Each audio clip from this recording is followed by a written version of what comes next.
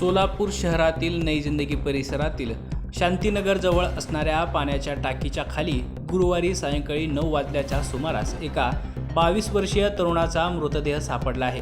उमर मौलाली बिराजदार, वय 22, राहणार सिद्धेश्वर गांधीनगर मठाजवळ सोलापूर असे मयत तरुणाचे नाव आहे. पोलीस सूत्रांकडून मिळालेल्या माहितीनुसार सकाळी 9 ते 9:30 वाजल्याच्या सुमारास MIDC पोलीस ठाण्यात माहिती देण्यात आली की शांतीनगर येथील पाण्याच्या टाकीखाली एक तरुण बेशुद्ध अवस्थेत असून तो काहीही हालचाल करत नसल्याचं दिसत असून काही अंतरावर एक दुचाकी वाहन पडलेली आहे.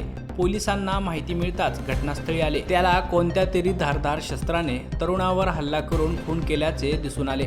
घटनास्थळी पोलीस उपायुक्त प्रीतम यावलकर, MIDC पोलीस ठाण्याचे वरिष्ठ पोलीस निरीक्षक बिराजदार, सोलापूर गुन्हे शाखेचे पोलीस निरीक्षक अरविंद माने आणि पोलीस अधिकारी व कर्मचारी घटनास्थळी दाखल झाले आहे.